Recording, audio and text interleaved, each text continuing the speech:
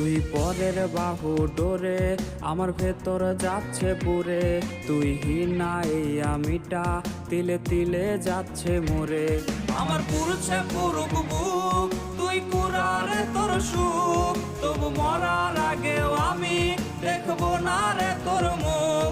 আমার মৃত আত্মাটা তোরে ডাকবে একদিন খুব, আমি দেখবো সেদিন তুই ওরে কেমনে রবি চুপ।